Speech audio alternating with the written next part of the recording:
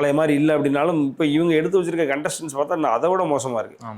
இப்போ நீங்கள் திவாகர்லாம் இப்போ நம்ம ஒருத்தர் விமர்சிக்க வேண்டாம்னு நினைக்கிறோம். ஏன்னா நம்மளும் இப்போ யூடியூப்பில் பண்ணிக்கிறோம், நம்மளும் சோஷியல் மீடியாவில் இருக்கோம், வைக்கிறோம், வரோம். இப்போது இதில் என்ன தப்பு அப்படின்னா, தப்புன்றதை விட இவர் தான் உங்களுக்கு கிடைச்சாரன்றது தான் இங்கே ஒரு கேள்வி. இப்போ எப்படின்னா திவாகரை போட்டு தப்புன்னு நான் சொல்லவே போகிறதில்ல, சொல்லவும் மாட்டேன். அது சொல்கிறதுக்கான ரைட்ஸ் நமக்கு கிடையாது.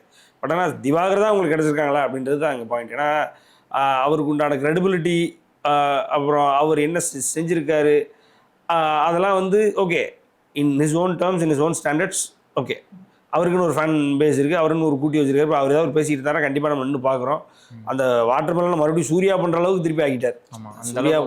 சூர்யா ஒரு ஸ்டைலாக பண்ண வாட்டர் மெலன் அவ்வளோ ஸ்டைலாக இருந்தது. அப்போ அதை பார்க்கும்போது அந்த சின்ன வயசில் நம்ம அதை சிலாகிச்சு பார்த்தோம். இப்போ அதை கம்ப்ளீட்டாக இவர் டேக் ஓவர் பண்ணி ட்ரோல் பண்ண ஆரம்பிச்சிட்டாங்க. கம்ப்ளீட் ட்ரோல் பண்ணி கம்ப்ளீட்டாக டேக் ஓவர் பண்ணி மறுபடியும் அந்த சூர்யாவுடைய லாஸ்ட் படத்தில் சூர்யாவே ரீக்ரியேட் பண்ணுற அளவுக்கு ஆகிப்போச்சு.